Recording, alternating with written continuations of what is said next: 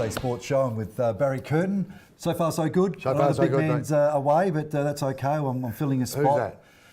Who's that? Exactly. I like that. Who I is do that? like that. Who's the big I man? like that. What I do like, though, is our next guest, and that's Craig Warman, Yes. President of the Southern Footy League. Boys, how are we? Mate, good to see you, mate. Lots of changes in the AFL. Does that affect you? It was interesting that because I remember coaching, and all of a sudden they've got 4 or 5 new rules, and I think, well, is that going to affect me as an amateur league coach? Generally, it didn't. What about for the Southern Footy League this year? Is it? Well, funny you should mention that, yes, because when you actually look at what's been handed down by the AFL, it's actually encompassed in the rule book. Right, okay. So technically, we should be adopting all of the rules. But do you have to? The consensus is that we should, but when we looked at it, certainly in our league and the Great Southern Football League, some of them aren't really applicable to us. Like when we bring in a set of rules in our competition, we want to be able to bring it in so you can police it at under 13s. You have to. All through the grades. Yeah. With the 666 rule, if you've got one umpire, how's he going to control it? Yeah.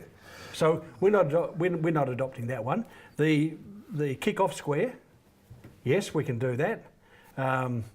And unlike TV, where you get the nice big red square on the screen, we've just got a little dotted line from the point posts and then across the Okay, the so front you do off. mark it out. So Yeah, you've got to give the umpire some sort, and the players some sort of guide as to idea where in they are, regards to that. So that's another one we're adopting. Ridiculous for us with the runners and water people being on the ground only after a goal scored. Yeah. Why? Well, in our grade, no. Why? Why would that be ridiculous? Why is that not? Well, again, we're not talking the elite level. Yeah. We're not controlled by. And you might not have eight. Commercial. You might not have 8 We volunteers. don't have 8 volunteers that sit around the ground and issue water. We've only got probably 2 or 3 that need to be out and about. So it's a duty of care doing for their us. sections. Yeah. In regards to that one. Okay. Yeah. The umpire's contact. Again, we've already got rules in place where if you make contact with an umpire, then you've got questions to answer. So that one we're not adopting either. So the big one for us, the ruckman, is now allowed to take the ball.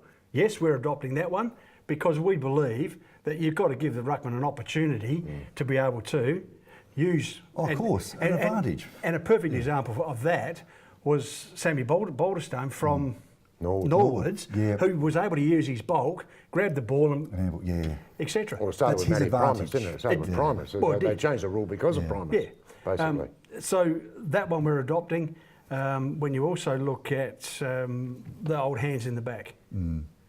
Now, I also umpire in the junior grades, and the way that our umpiring panel has determined it will be done is you're allowed to stand your ground. Yeah. So I can hold. Yeah. I agree. I can hold Barry off. Yeah. And then take the mark. Yeah. I can do it with both hands. Yeah. And I can be in the back, but holding them off. Holding them off. Pushing's standing your own ground. Yeah. What the umpires look for is if I'm there and then I go like that, it's that second movement that's going to be penalised. Yeah. Tell me as hard to president... police, sorry, Greg. Yeah. That's hard to police. That is really difficult to police, I think, because, you know, that little tiny pushes... I watched the game Port versus Melbourne, for instance, where McDonald did it to Darcy Byrne-Jones.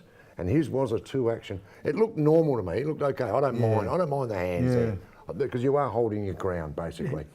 But at the last minute, he gave a little, just a tiny one.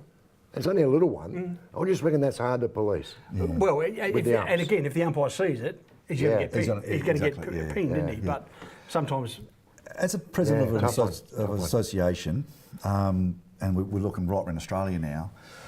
Now next year they're going to make some more changes to the game.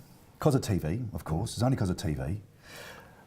You know, enough's got to be enough that, hang on, look, we're playing football as we know it.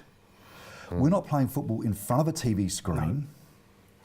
We've got to keep the game as basic as we can, as we love it and we know it, for our players and the trainers and our umpires. Yep. Yeah, I agree. Why are we making it so complicated when we're not playing it on TV?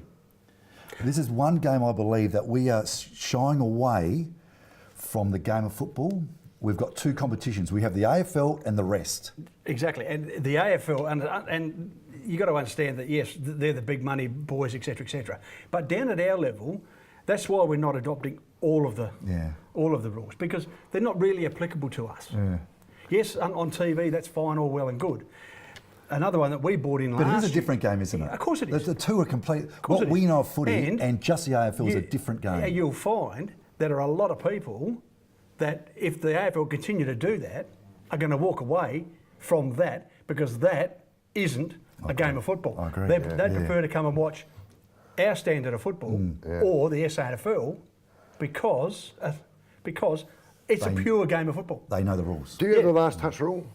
Yes, we do. Out of bounds? Yes, we do. I know the Amateur League does. I know the Amateur League has that one. And we talk about the amount of rule changes. Yeah. Yes, we're going to adopt some of them, but enough's enough. Yeah. When you look at last year, we brought in the last touch, and there was so much controversy about it. But after week 2, when everyone was aware of it and saw how it worked, it works for the game. It's natural. It works for the game itself, not for TV. And in actual fact, if the AFL had any brains, they would bring that in. Yeah. Is there any kickback, mate? Then they could get rid of some of these boundary umpires because you don't really need them.